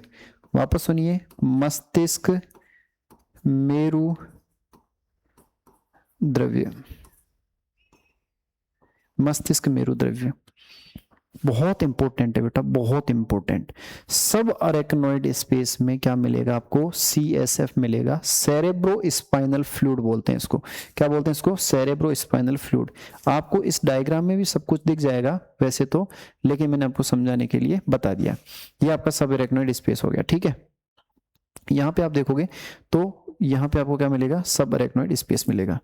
ये डायग्राम अच्छे से मैंने आपको इसके बारे में बता दिया, ठीक है। अब ध्यान से सुनिए, इस डायग्राम को आप देखोगे तो थोड़ा क्लियर नहीं है। ये लास्ट वाली कौन है अपनी, डूरा मैटर। ये लास्ट वाली कौन है, डूरा मैटर है। ये अपना कौन सा है, पिया मैटर यानी पाया मैटर, ठीक है, पाया मैटर है ये। और ऊपर वाला स्पेस दिख रहा है आपको, ये आपका क्या है, एपिड्यूरल स्पेस। इसके नीचे वाला स्पेस क्या कहलाएगा, सबड्यूरल स्पेस। ये वर्टिबल कैनाल है जो आपको मैंने बोला नलिका है, उस नलिका के अंदर यहाँ पे छुप के अपनी कौन बैठी है, यहाँ पे अपनी ये बैठी है, क्या नाम इसको, स्पाइनल कॉर्ड बोलते हैं, ठीक है। और खास बात है देखिए, ठीक है, यहां से देखिए सब अरेक्नोइड स्पेस, आप ध्यान से देखो, इस सब अरेक्नोइड स्पेस के अंदर क्या भरा होता है, CSF। ये क्या करता है देखो, अब मैं आपको खास बातें बताता हूँ, बहुत सुंदर बातें हैं। CSF को पढ़िए, बहुत मजा आएगा। और पढ़ाऊंगा, इसको एक बार देख लेते हैं सारा। चलो इसको एक बार देख लेते हैं, डायग्राम को भी देख लेते हैं, थोड़ा ये लैंग्वेज क्या लिखी देख लो। सबसे बाहरी होती है, मजबूत होती है, ठीक है, सुरक्षा प्रदान करती है, ठीक है। इनके बीच में सब पढ़ लिया। मेरु रज्जु से सीधे चिपकी रहती है, इसलिए मैंने आपको डायग्राम में दिखाया कि पूरा उसके साथ कवरिंग जो है उसको चिपकी हुई। मेरु रज्जु होती है, केवल उसको ढकती, कशेरुकों को नहीं ढकती। अब एक खास बात जो अपन डिस्कस करने वाले थे, देखो यहाँ पे आपको यहाँ पे क्या मिला है, देखिए आपको यहाँ पे मिला है, आप ध्यान से देखोगे तो CSF मिला है। ध्यान से सुनिए, क्या मिला है आपको यहाँ पे, CSF। और CSF की खास बात क्या होती है, ध्यान से सुनिए, मैं आपको बड़ी इंटरेस्टिंग बातें बता रहा हूँ। सेरेब्रो स्पाइनल फ्लूइड, देखिए सबसे पहले यदि मैं बात करूं तो सेरेब्रो स्पाइनल फ्लूइड, जिसको मैंने हिंदी में क्या बोला, मस्तिष्क मेरु द्रव्य, ये बिल्कुल कलरलेस होता है, कलर वगैरह इसमें कुछ भी नहीं होता, और बिल्कुल द्रव होता है, लिक्विड होता है। ध्यान से सुनिए, मजा आएगा। अब होता क्या है कि जो सब अरेक्नोइड स्पेस है, यानी कि जो अरेक्नोइड के नीचे वाला जो स्थान है, जो स्पेस है, उसके अंदर ये क्या रहता है, आपका CSF भरा हुआ रहता है। अब आप समझिए, इसके अंदर भरा हुआ है आपका CSF, तो ये पानी है, और पानी है तो और फ्लूइड है वहां भरा हुआ है, तो ये क्या करेगा, आपका जो ब्रेन है या जो आपकी स्पाइनल कॉर्ड जो है, ब्रेन की मैं बात करूं पर्टिकुलरली तो करीब 1500 ग्राम के आसपास होता है। लेकिन ये CSF क्या करता है, उसको ऐसे बायोंसी देता है, उत्प्लावकता देता है, उसको अपने अंदर सस्पेंड करके रखता है, निलंबित करके रखता है। समझिए इसको, पानी ऐसे पी लीजिए, मान लीजिए आपने एक पानी का वो ले रखा है, कोई कंटेनर पात्र ले रखा है, उसमें आपने पानी डाल दिया, ठीक है, उसके अंदर आप कोई चीज डाल रहे हो, कोई भी भारी चीज आप उसके अंदर डाल रहे हो, वो तो डूब जाएगी। लेकिन मान लो आपने ऐसी चीज डाली जो उसके अंदर डूबने वाली नहीं है। अब आप देखोगे ना कि जब वो जो आपका है क्या CSF है, उसके अंदर वो क्या रहेगी, ऐसे तैरती रहेगी, और वो जो CSF है, यानी कि जो वाटर वाला, मैं आपको एक एग्जांपल दे रहा हूँ, जो वाटर के अंदर जो चीज नहीं डूबने वाली है, वो उसके अंदर कैसे ऐसे फ्लोट करती रहेगी। वैसे ही क्या होता है कि जो अपना CSF होता है, मस्तिष्क मेरु द्रव्य होता है, इसके अंदर होता क्या है कि ये बिल्कुल ऐसे सब अरेक्नोइड स्पेस में भरा हुआ है। अब जो आपका ब्रेन है या जो आपकी स्पाइनल कॉर्ड है, वो उसके अंदर निलंबित रहती है, सस्पेंडेड रहती है। ब्रेन क्या रहता है, उसके अंदर बिल्कुल ऐसे डूबा हुआ रहता है ऐसे, तो उसको क्या उत्प्लावकता देता है। इससे होता है क्या, एक तकिए की तरह काम करता है। आपने सिर बिल्कुल सीधा बेड पे सो गए बिना कोई तकिया लगाए, तो आपके वहां पे चोट लगने का डर रहता है, थोड़ा कई बार ऐसा होता है कि अकड़ जाता है, यहाँ से गर्दन भी अकड़ जाती है। लेकिन जैसे आप पिलो पे रख के सोते हो तो आपको कंफर्टेबल फील होता है। होता क्या है, सेम ये जो आपका CSF है, ये एक तरीके का तकिया देने का काम करता है, किसको, अपने ब्रेन को और अपनी स्पाइनल कॉर्ड को। यानी ये इस तरीके से रखता है कि मान लो कोई शॉक लगा, अचानक से कोई झटका लगा, मान लो अचानक से, मान लो सिर पे आपको चोट लगी, आप कहीं जा रहे थे, एकदम टकरा गए, सिर पे आपकी चोट लग गई, तो उसी दौरान ये क्या करता है, ब्रेन को एकदम वहां से सेफ करने का काम करता है। जो शॉक लगा है, जो झटका लगा है, उसको क्या करेगा, ये एब्जॉर्ब कर लेगा, अवशोषित कर लेगा। तो इस तरीके से ये क्या करता है, शॉक एब्जॉर्बर होता है। यानी कोई भी वहां पे आघात लगता है तो उसको ये क्या करता है, तुरंत ही अवशोषित कर लेता है, एब्जॉर्ब कर लेता है। यानी एक तरीके से ऐसा कह सकते हैं कि जो मस्तिष्क होता है वो इसके अंदर तैरता रहता है, स्पाइनल कॉर्ड है वो इसके अंदर क्या रहती है, एक तरीके से तैरती रहती है, और ये उसको क्या प्रदान करता है, वहां पे प्रोटेक्शन प्रदान करता है, एक तरीके की कुशन यानी एक तरीके का तकिया प्रोवाइड करता है। ये तो हो गई इसकी बातें, यूज इसके बता दी मैंने आपको। और आपको खास बात बताता हूं, ये बनता कहाँ है। तो आप मेरे साथ पढ़ रहे हैं तो आपको कुछ अलग पढ़ना पड़ेगा, एक्स्ट्रा पढ़ना पड़ेगा, अच्छा पढ़ना पड़ेगा। तो ध्यान से सुनिए, ये 4th वेंट्रिकल में बनता है। किसमें बनता है, 4th वेंट्रिकल में, वेंट्रिकल में। और किसके थ्रू बनता है, तो वहां पे एक प्लेक्सस होता है, जाल होता है, जिसे कहते हैं कोरोइड प्लेक्सस। क्या बोलते हैं उसको, कोरोइड प्लेक्सस बोलते हैं। 4th वाले वेंट्रिकल में, यानी चौथे नंबर वाले वेंट्रिकल में ये बनता है, और किससे, कोरोइड प्लेक्सस से। और इसकी क्या खास बात है, ध्यान से सुनिए, सब अरेक्नोइड स्पेस के अंदर बैठे हैं अपन, क्या निकला वहां से, एक फ्लूइड निकला, एक द्रव निकला, जिसे क्या बोला, CSF बोला। क्या बोला, जिसे CSF बोला। यहां तक बातें समझ में आ गई, हमें क्लियर हो गया। और CSF के बारे में बताया क्या होता है, शॉक एब्जॉर्बर होता है। और खास बात क्या होती है, बनता कहाँ है, फोर्थ वेंट्रिकल कोरोइड प्लेक्सस बनाता है। यहां तक भी बातें समझ में आ गई। सर और क्या काम करता है, तो इंटरेस्टिंग बात बताऊं, जैसे मान लो किसी को कोई खतरनाक बीमारी हो गई, ये जैसी नसें हैं अपनी, या जो अपने कोई बॉडी के किसी भी पार्ट में, मैं वर्टिबल कॉलम की बात नहीं कर रहा, मैं ब्रेन की नहीं बात कर रहा, किसी अलग किसी पार्ट में भी मान लो कोई डिजीज हो गई, ऐसी डिजीज हो गई जो कहीं ना कहीं घूमती घूमती वो डिजीज मान लो अपने स्पाइनल वाले पार्ट में आ गई, या फिर आप ऐसे समझ लीजिए कोई ऐसी डिजीज हुई, या इस तरीके से, या जो ये मेनिंजेस जो होती है, जो आवरण होती है, इनके अंदर सूजन आ गई, जैसे मेनिंजेस के अंदर स्वेलिंग आना, इन्फ्लामेशन होने को क्या बोलते हैं, मेनिंजाइटिस नाम की बीमारी है। या किसी को पर्टिकुलर टीबी हो गया मान लो, ठीक है, या किसी को क्या हो गया, टीबी हो गया, तो उस केस के अंदर क्या होता है कि आपके लिए ये जो CSF जो होता है, या किसी को मान लो ब्रेन ट्यूमर हो गया, किसी अलग टाइप का एक ब्रेन ट्यूमर हो गया मान लो, ठीक है, तो ऐसी जो बीमारियां होती है ना, तो इनमें डायग्नोसिस करने के लिए, भाई जैसे मान लो किसी को कैंसरस ट्यूमर है, या किसी को मान लो टीबी है, ट्यूबरकुलर है मान लो कोई, या मान लो कोई कारणवश मेनिंजाइटिस बीमारी हो गई, उस केस में क्या होता है कि डायग्नोसिस बनाना जब पड़ता है, जब बीमारी को फाइनल डायग्नोस करना होता है, तो वहां पे क्या होता है ना कि एक सुई लगाते हैं, एक निडल लेते हैं, एक निडल से फिर क्या करते हैं कि ये जो निडल लगाई, और निडल लगा के तुरंत, जैसे यहाँ पे क्या करेंगे, यहाँ रखा हुआ है आपका, ये पूरा क्या हो रहा है, CSF, इसके अंदर निडल पिक करके, एक्सपर्ट लोग करते हैं, हर कोई नहीं कर सकता, इसके अंदर से अपन क्या करें, एस्पिरेट कर लेते हैं, खींच लेते हैं, फिर उसको लेबोरेटरी में जांच के लिए भेज देते हैं। तो क्लिनिकली यदि देखा जाए, यदि एज आपको देखना है कि वाकई में क्वेश्चन यानी तकिया देने का काम करता है, प्रोटेक्शन देता है, वो तो ठीक है, इसके अलावा क्लिनिकली इसकी क्या सिग्निफिकेंस है, ठीक है, यदि आप मेडिकल के हिसाब से देखोगे इसकी क्या इंपॉर्टेंस है, तो वहां पे बहुत सारी बीमारियों का डायग्नोसिस पता करने में भी इसका इंपॉर्टेंट रोल है। ठीक है, क्या करना है, सिंपल नीडल लेके यहाँ से आपको क्या निकालना है, CSF निकालना है, लेबोरेटरी में जांच के लिए भेजना है, वहां पे कोई भी जो बीमारी उगती है वो उसको डायग्नोस कर लिया जाता है। तो ये इसकी कुछ खास बातें थी। बनता का है फोर्थ वेंट्रिकल में, कोरोइड प्लेक्सस इसको बनाता है। क्लिनिकल मैंने आपको इसकी सिग्निफिकेंस बता दी। क्लियर हो रहा है सब? ठीक है, अब एक बार से एक साथ इसको देख लेते हैं। ठीक है,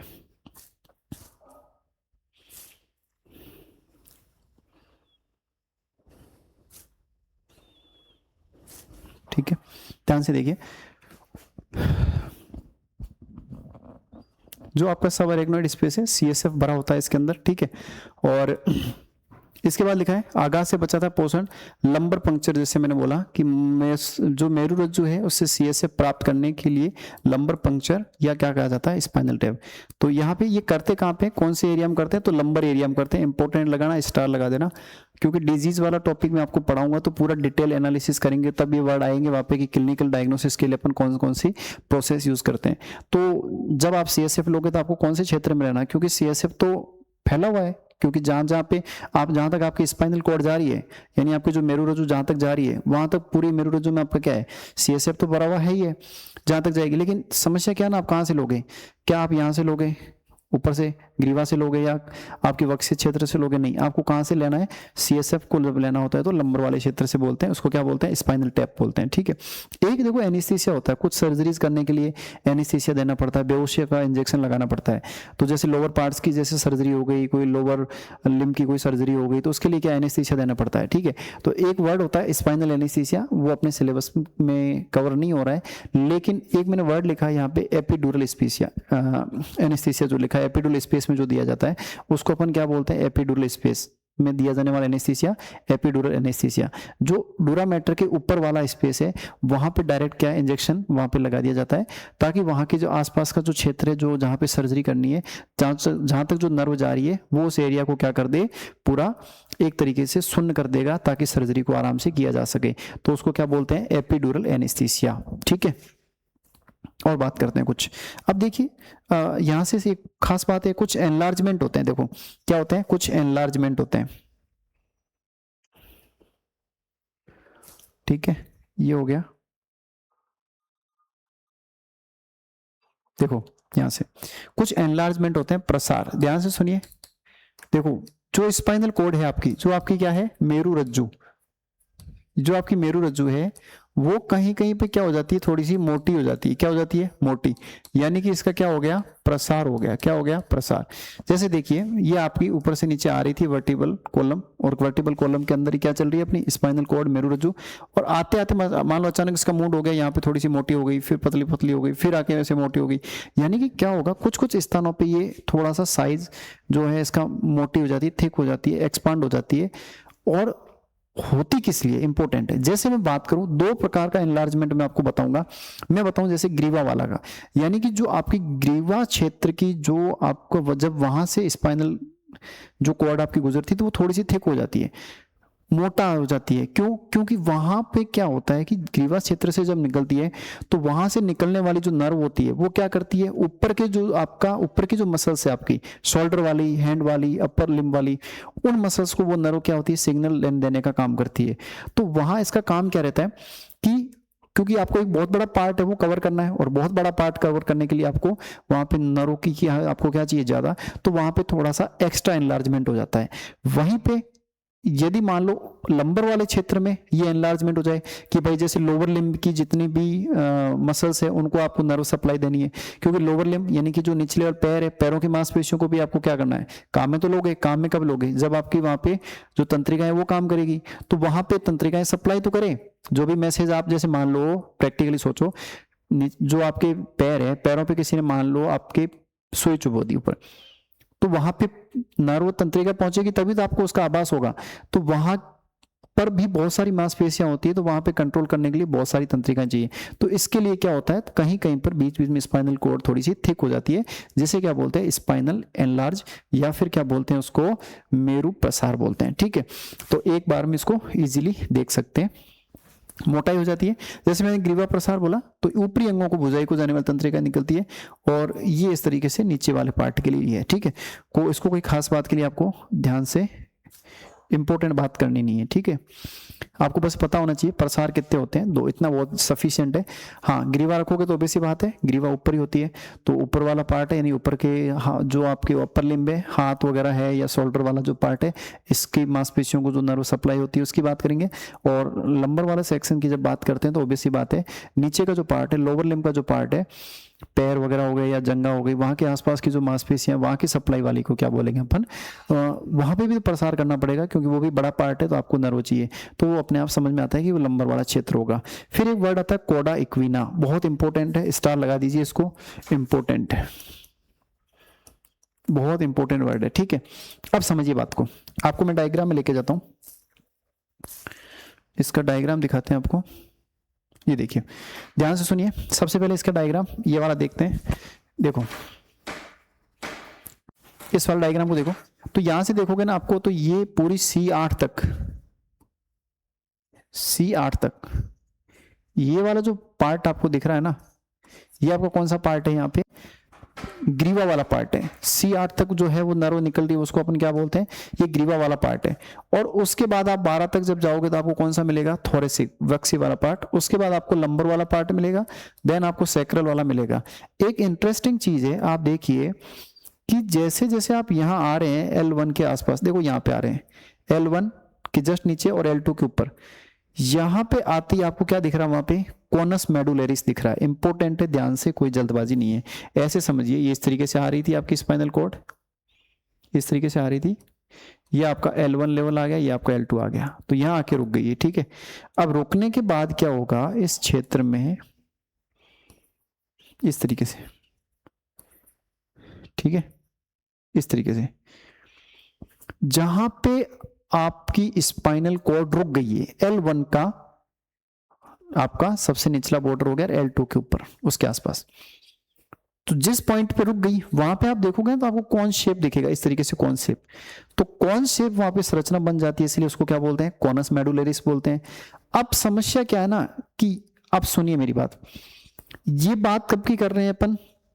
L1 और L2 के बीच की बात कर रहे हैं, लेकिन L1 और L2 पर आने के बाद आपकी मेरुरज्जु तो रुक गई, यानी स्पाइनल कॉर्ड तो उसकी तो लेंथ कंप्लीट हो गई, लेकिन इसके बाद की भी दुनिया है। कैसे? इसके बाद आपको सैक्रल मिलेगी, सैक्रल के बाद आपको वहां पे कोकिक्स मिलेगा, तो वहां के लिए भी तो आपको क्या चाहिए? तंत्रिकाएं चाहिए। उनसे रिलेटेड तंत्रिकाएं चाहिए। तो वो जो तंत्रिकाएं होती है, स्पाइनल कॉर्ड का तो मामला यहाँ पे डिसमिस हो गया, खत्म हो गई। तो ये जो तंत्रिकाएं होती है इसके आगे की तंत्रिका, किसी L1 L2 के आगे की बता रहा हूं मैं, और उसमें भी मैं क्या बोलूंगा, L2 के बाद की। L2 तक तो ठीक है, मामला समझ में आ रहा है, ये तंत्रिकाएं निकल रही है इधर जा रही है, तंत्रिकाएं निकल रही है इधर जा रही है। लेकिन L2 के बाद की जो तंत्रिकाएं होती है वो क्या करती है, उनको कोई समझने वाला होता नहीं है। तो वो तंत्रिकाएं क्या करती है, ऐसे जो घोड़े की पूंछ होती है ना, जो घोड़े की पूंछ, इक्विना वर्ड किसके लिए आता है, पूंछ के लिए आता है। तो वो जो आपकी घोड़े की पूंछ टाइप की जो है ना, वहां पे अलग अलग इस तरीके से वहां पे नर्व जो होती है, जो आपकी तंत्रिकाएं होती है वैसे लटकी रहती है, किसकी तरह, घोड़े की पूंछ के जैसे, घोड़े के पूंछ की जैसी। किसके बाद की बात कर रहा हूं मैं, L2 के बाद की। तो L2 के बाद जो इस तरीके से ये जो तंत्रिकाएं लटकी रहती है, इसे क्या कहते हैं अपन, कॉर्डा इक्विना। लेकिन ध्यान रखना किसके बाद की बात कर रहा हूं मैं, L2 के बाद की, ठीक है। अब वहां पे कौन कौन सी होती है, देखो आपकी जो स्पाइनल कॉर्ड होती है ना, जो आपकी मेरुरज्जु होती है, वहां से दो टाइप की तंत्रिकाएं निकलती है, देखो ध्यान से, दो टाइप की। तो एक तो होता है वेंट्रल रूट, ठीक है, और एक होता है डोर्सल रूट। बताऊंगा अभी क्या क्या होता है इसमें। तो वेंट्रल रूट से जो तंत्रिकाएं जा रही है और डोर्सल रूट से भी क्या निकल रही है, तंत्रिकाएं। खास बात दोनों केस में क्या है, खास बात बस इतनी सी आपको ध्यान रखनी है, तंत्रिकाएं तो दोनों साइड से जा रही है, क्लियर है कॉन्सेप्ट अपना। लेकिन ये दोनों तंत्रिकाएं L2 के बाद इस तरीके से घोड़े की पूंछ के जैसे लटक जाती है, इसे क्या कहते हैं अपन, कॉर्डा इक्विना कहते हैं। कॉन्सेप्ट क्लियर हो गया। चलिए इसके बाद अपन खास बात देखते हैं, कुछ और बातें जो अपने एग्जाम के पॉइंट ऑफ व्यू से इंपॉर्टेंट है। अब ध्यान से सुनिए, जो ये स्पाइनल कॉर्ड अपनी जो होती है, जो अपनी स्पाइनल कॉर्ड होती है, ये टोटल 31 पेयर तंत्रिकाएं निकालती है। क्या निकालती है, 31 पेयर क्या निकालती है, ये वहां से तंत्रिकाएं निकालती है, नर्व निकालती है। कितने जोड़ी, 31 जोड़ी। तो मेरु तंत्रिकाएं, मेरु रज्जु या रज्जु तंत्रिकाएं कितनी होती है, 31 पेयर, 31 पेयर होती है। आ रही है बात समझ में। अभी निकलती कैसे, सोचिए आराम से, रिलैक्स माइंड से। ऊपर से नीचे आ रहे हो, सबसे ऊपर कौन निकली, ग्रीवा, फिर आपकी थोरेसिक वाला पार्ट, लंबर वाला। अब होता क्या है इस वाले सेगमेंट में, जो ये आपकी अलग अलग लेवल है, जैसे मैं सर्वाइकल की बात करूं, यहां से दो प्रकार की, यहां से क्या निकलती है, तंत्रिका निकलती है। कितने प्रकार की निकलती है, दो प्रकार की। तो एक तो होती है बेटा कौन सी, डोर्सल। एक कौन सी होती है, डोर्सल। इसको आप हिंदी में याद रखिए, एक तो होती है डोर्सल। वो क्या करती है, वो होती है संवेदी। वो नेचर में कैसी होती है, संवेदी, ठीक है। और सेंसरी बोल सकते हो उसको, सेंसरी होते हैं वो, ठीक है।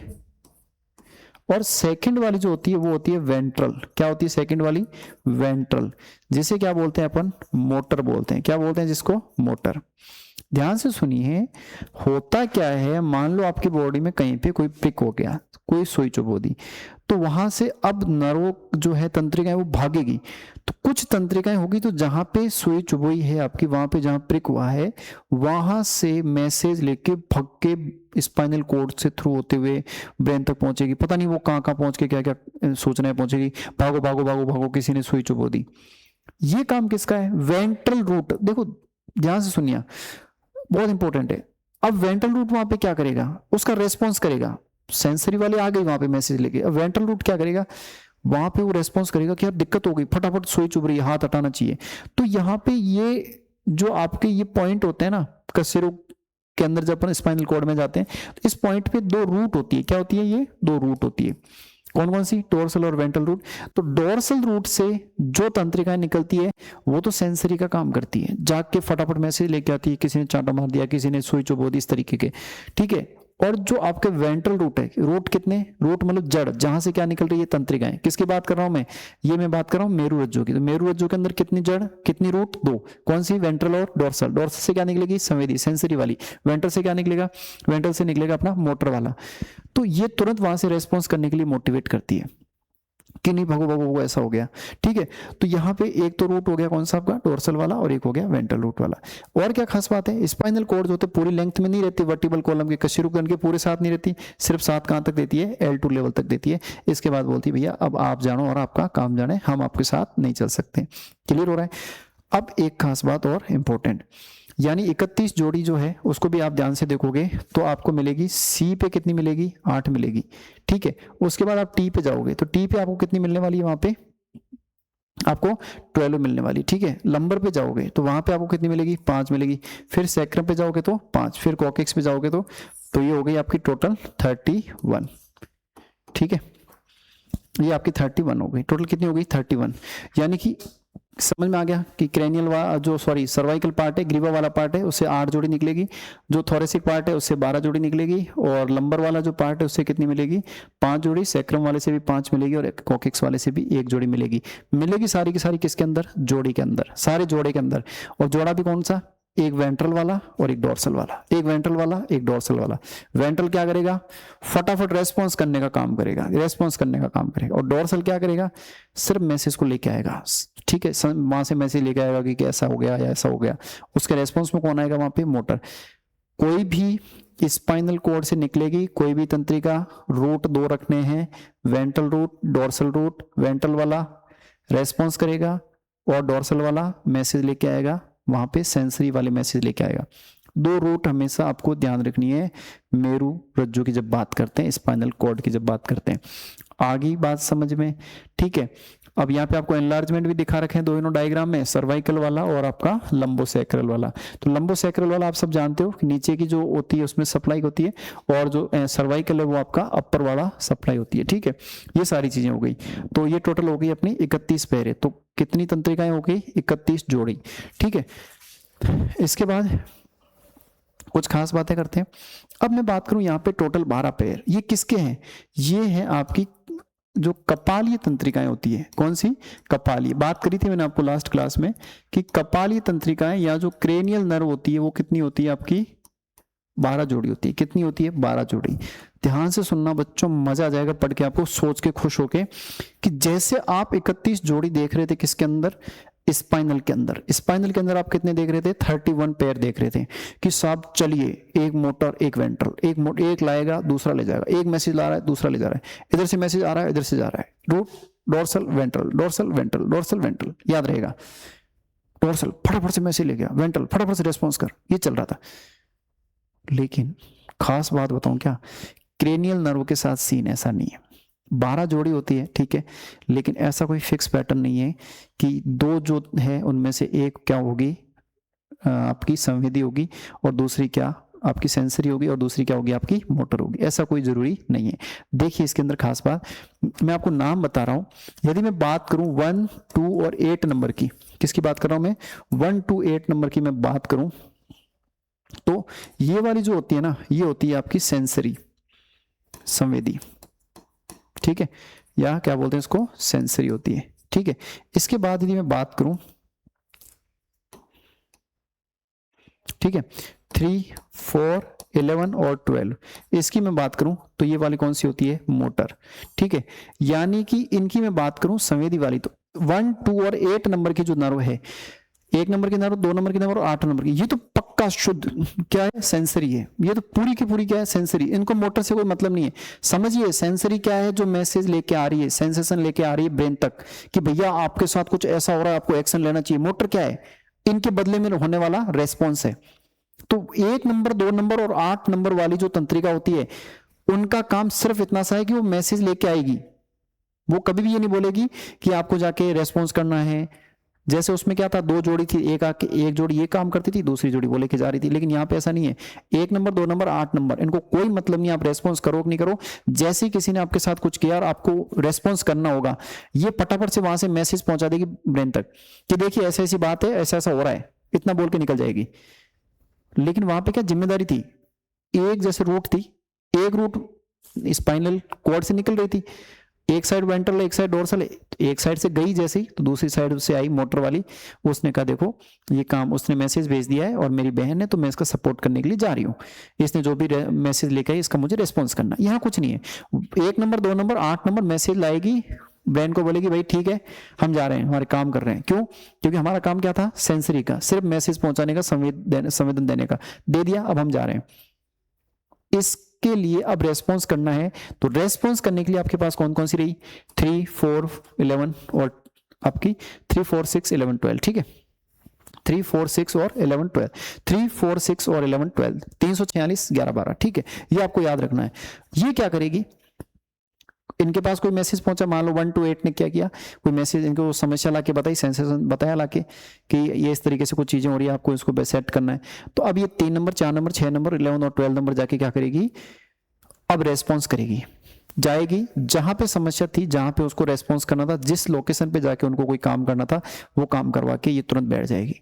फिर मान लो वहां पे किसी ने जैसे काम करके फ्री हुई, वहां पे फिर से किसी ने सुई चुबो दी, बोले अब क्या करें, ये बोले हमें नहीं पता, हमारा काम तो है जब कोई यहाँ से करेक्शन करना होगा, हाथ हटाने के लिए मैसेज आएगा तो हम हटा देंगे, नहीं तो तुम सुई चुबोते रहो, क्योंकि सुई चुबाने के लिए मैसेज कौन लेके जाएगा, 1 to 8 नंबर वाली जो, तो वो लेके जाएगी, हमारा कोई काम नहीं है, रेस्पॉन्स करने का काम हमारा है। तो रेस्पॉन्स करने के लिए कौन है, मोटर वाली कौन सी है, 3 4 6 11 12, और लाने वाली कौन सी है, 1 to 8, ठीक है, 1 to 8, ठीक है, ये ध्यान रखना है। और अब देखो ये हो गया सेंसरी, हो गया 3, हो गया 4, हो गया 6, हो गया 11 और 12। इसके अलावा जितनी भी वो मिक्स है, इसके अलावा जितनी भी है, कितनी हो गई, 5 और 3 8 पीछे कितनी बची, 4 बची। तो 4 को कौन कौन सी देख लो, एक तो आपकी 9 नंबर की रह गई मिक्स, एक आपकी 10 नंबर की रह गई, 5 नंबर की मिक्स रह गई, और आपकी 7 नंबर की मिक्स रह गई। ये ऐसी होती है जो दोनों काम कर लेती है, मैसेज लेके भी आ जाएगी और वापस लेके भी उसका रिप्लाई भी कर देगी, यानी कोई समस्या कहीं हो रही तो वहां का मैसेज लेके भी आ जाएगी, और उस मैसेज के रिप्लाई में क्या रेस्पॉन्स करना है उस मैसेज को भी ले जाएगी, यानी सेंसरी का काम भी करेगी और मोटर का काम भी करेगी। लेकिन कपाल वाले में तो ये सीन है, लेकिन दूसरी जो थी अपनी मेरुरज्जु वाली, उसकी क्या खासियत थी, डोर्सल्स और एक वेंट्रल होता है, दोनों से, एक से सेंसरी निकलेगी, एक से आपकी वहां पे मोटर निकलेगी। क्लियर हो रहा है। तो यहाँ पे ये ध्यान रखना है कि इस वाले केस में थोड़ा सा अलग है। अब ये आपको 12 जोड़ी नर्व है, ये आपको याद रखनी पड़ेगी, क्योंकि एग्जाम का बदला हुआ पैटर्न आपसे कुछ भी पूछ सकता है। ठीक है, चलिए अब आपको इसकी एक ट्रिक बताता हूं, ध्यान से सुनिए, इसकी एक ट्रिक बताते हैं। तो इसकी एक सुंदर सी ट्रिक है, वो आपको मैं लिखवाता हूं इधर।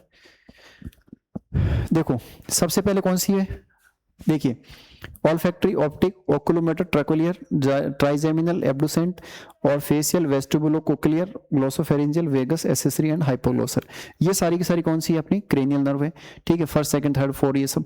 अच्छा, एक चीज अपन खास बात पढ़ के आ चुके हैं, पहली और दूसरी नंबर की, ये तो समझ में आ गया ना, ये कहां से बनने वाली है, 4 ब्रेन वाले पार्ट से बन के आ रही है। 3 और 4 वाली कहां से बन के आ रही है, मिड ब्रेन से। 5 6 7 और आपकी 8 नंबर तक है ना, यहां तक ये अपन कहां पढ़ के आए थे, पॉन्स वाले, और इसके बाद वाली अपन मेडुला ऑब्लोंगेटा, ये अपन पहले ऑलरेडी डिस्कस कर चुके हैं। कहां कौन से कौन सी नर्व निकलती है वो अपन बात कर चुके हैं, पहली दूसरी, और 4 ब्रेन से निकलेगी, और 3rd 4 मिड ब्रेन वाला पार्ट है, और 5 6 7 8 के लिए अपना पॉन्स वाला क्षेत्र है, 9 10 11 12 के लिए अपना कौन सा है, मेडुला ऑब्लोंगेटा वाला क्षेत्र है। ठीक है, ये तो वहां से निकल रही है। अब इनको याद करने का काम क्या है, हिंदी में भी देख सकते हो आप, ऑल्फैक्टरी ग्राण है, नेत्र गतिज है, ट्रोक्लियर, ट्राइजेमिनल, तो इनके नाम लगभग सेम रहते हैं। तो ज्यादा कोशिश आप करिए कि इंग्लिश याद कर लीजिए, क्योंकि इंग्लिश वाले वर्ड, यदि मान लो हिंदी में कोई वर्ड इधर उधर हुआ तो इंग्लिश को प्रायोरिटी दी जाएगी, तो आप इंग्लिश कर लीजिए। ट्रिक मैं आपको लिखवा देता हूं, बहुत इंपॉर्टेंट इसकी। ठीक है, ओ ओहो ओहो, ठीक है, ओ ओ ओ, ठीक है, ट्राई ट्राई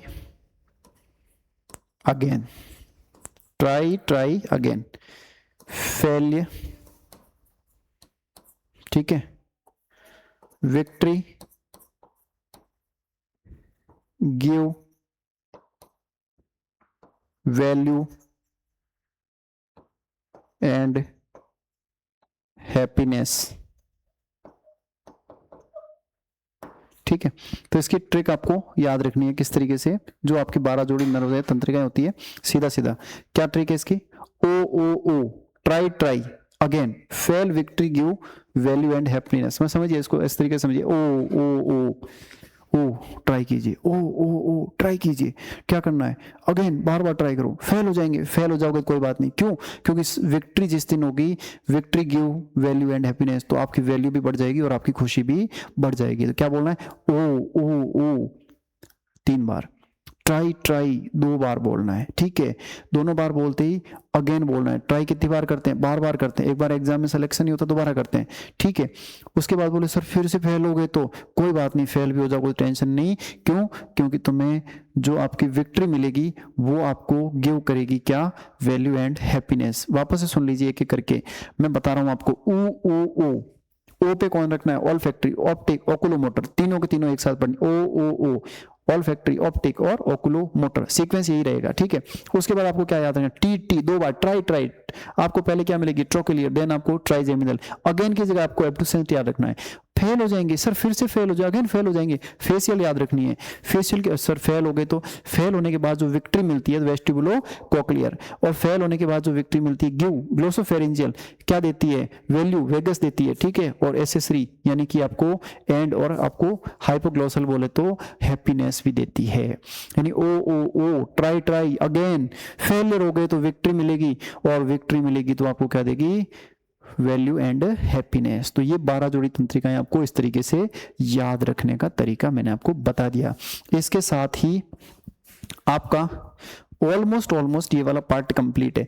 जैसे मैं आपको बात बताऊं, ऑल फैक्ट्री स्मेल से रिलेटेड होता है, ध्यान से आप देखोगे तो ये आपको कहां दिख रहा है, आपका जब अपन पार्ट कर रहे थे फोर ब्रेन में, जब हम पढ़ रहे थे अग्र मस्तिष्क वाला पार्ट पढ़ रहे थे, तब मैंने आपको बताया था। ऑप्टिक देखो दोनों की दोनों कहां से निकल रही है, फोर ब्रेन वाला पार्ट साफ साफ दिख रहा है, ठीक है। उसके बाद आपको ओकुलोमीटर दिख रही है, फिर आपको यहाँ पे फेस सेंसेशन, देखो ओकुलोमीटर क्या करेगी, आई मूवमेंट जो भी होता है उनको कंट्रोल करने का काम करेगी, जो आंखों के मूवमेंट्स होते हैं उनको कंट्रोल करने का। ऑल फैक्ट्री बोले तो घ्राण, आप कोई भी चीज देख कहीं से रास्ते से निकल रहे हो या कहीं पे घर पे कुछ बन रहा है, आपको क्या आनी है, स्मेल आनी है। स्मेल के लिए आपको कौन सी तंत्रिका काम करती है, हमेशा याद रखना, ओ बोले तो ऑल फैक्ट्री वाली, घ्राण वाली, कौन सी वाली, घ्राण वाली, ऑल फैक्ट्री बोले तो घ्राण वाली, इसको याद रखना है। ओकुलोमीटर, आंखों को इधर उधर घुमाना आपको कैसे भी करके, तो आपको क्या करना है, ओकुलोमोटर। फिर उसके बाद आती है ट्राइजेमिनल, फेस के सेंसेशन, चबाने के लिए, आप चबाने के लिए कुछ जाओगे तो वहां पे भी आपको क्या चाहिए, नर्व का, तंत्रिका का मैसेज चाहिए, तो उसके लिए भी कौन सी नर्व आपकी, ट्राइजेमिनल। फेस को मूवमेंट करना है, टेस्ट पता करना है, फेस का मूवमेंट करना है, मुंह को इधर उधर करना है, फेस को इधर उधर करना है, तो आपको क्या चाहिए वहां पे, फेशियल चाहिए। और उसके बाद ग्लोसोफेरेंजियल, फेरिंग्स से रिलेटेड, फेरिंग्स क्या काम करती है, फेरिंग्स के जस्ट आसपास का एरिया आप देखोगे तो वहां पे निगलने का काम होता है, तो निगलने में कौन हेल्प करती है आपकी, ग्लोसोफेरेंजियल, ठीक है। और उसके बाद एसेसरी होती है वो नेक मूवमेंट, आपको नेक का कोई मूवमेंट कराना है तो एसेसरी वाली। देखने के लिए कौन सी चाहिए, ऑप्टिक, ये भी ओ में आ गई, ठीक है। ट्रोक्लियर और आपका एब्डुसेंस, ट्रोक्लियर भी है, वो भी किस में काम आती है, आपकी आई मूवमेंट में। और ट्राइजेमिनल और आपकी ट्रोक्लियर दोनों को ध्यान से, ट्राइजेमिनल का काम क्या है, फेस सेंसेशन है या कोई आप चबाने के लिए एक्टिविटी उसमें, और ट्रोक्लियर है वो क्या है, आई मूवमेंट में। समझाऊंगा मैं आपको, एक एक नर्व को पढ़ाऊंगा बाद में, जब आपको ये भी बताऊंगा कि कौन सी मसल कब किस तरीके का वहां पे आई का मूवमेंट करवाती है। एब्डुसेंस ये भी आई के रिलेटेड है। फिर आती है हियरिंग एंड बैलेंस, वेस्टिबुलो कोक्लियर। अब देखो वेस्टिबुलो कोक्लियर है तो सीधी सी बात है, क्या करे, सुनने में और बैलेंस बनाने में आपकी हेल्प करती है। वेगस, जितने भी एब्डोमेंस ऑर्गन्स है, पेट के अंदर जा रहा है, खाना नहीं पच रहा, कुछ भी है, एब्डोमेन से रिलेटेड जो भी आपका मैसेज है वो ले जाने के बाद मैसेज, मान लो कोई खाना आपने कुछ ऐसा उटपटांग खा लिया, डाइजेस्ट नहीं हो रहा, बार बार आपको इरिटेशन हो रहा है, तुरंत वहां से वेगस इरिटेट हो रही है, मैसेज पहुंचा रही है ब्रेन को कि यार इस आदमी ने पता नहीं कुछ खा लिया तो पचा नहीं पा रहा, इसलिए मुझे इरिटेशन हो रही है, तो वो मैसेज पहुंचाने के लिए कौन है, वेगस, ठीक है। और एब्डोमेन ऑर्गन्स के लिए जो होती है वो कौन सी होती है, बाकी के लिए मूवमेंट के लिए, सेंसेशन के लिए वहां पे हाइपोग्लोसल होती है, ठीक है। नाम सबके पता है आपको, एक एक करके टेबल बनवाई दी आपको, कौन सी कहां निकलती है, इसके बारे में आपको ऑलरेडी सब कुछ बता चुका हूं, ठीक है।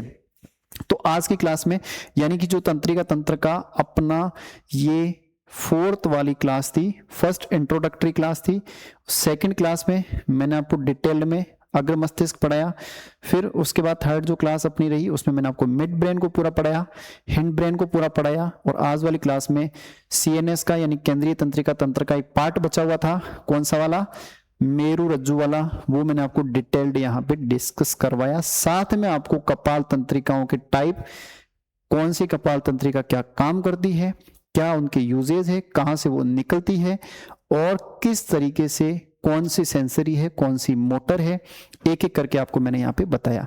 यानी कपाली तंत्रिका, स्पाइनल तंत्रिकाओं का भी बता दिया। इस तरीके से केंद्रीय तंत्रिका तंत्र से रिलेटेड जो टॉपिक्स थे वो अपन ने कवर किए। एक टॉपिक रह रहा है न्यूरॉन वाला, वो अपन नेक्स्ट क्लास में डिस्कस कर लेंगे, ठीक है। तो आई होप बहुत अच्छा कर रहे होंगे, अच्छे से पढ़िए, मस्त रहिए। हिंदी मीडियम के लिए ये एक स्पेशल वन स्टॉप सॉल्यूशन तैयार किया जा रहा है, और आप जितनी हो सके क्लासेज लीजिए, कोई भी एग्जाम के लिए आपको पैनिक नहीं होना है, ठीक है। आपको साइंस से रिलेटेड जो भी टेंशन है सारी आप मेरे ऊपर छोड़ दीजिए, क्योंकि हिंदी मीडियम के लिए यहाँ पे वन स्टॉप सॉल्यूशन आपको सब कुछ मिलने वाला है, ठीक है। तो बहुत अच्छे से पढ़िए, स्वस्थ रहिए, मस्त रहिए, और बहुत अच्छा पढ़िए और खुश रहिए। Thank you so much.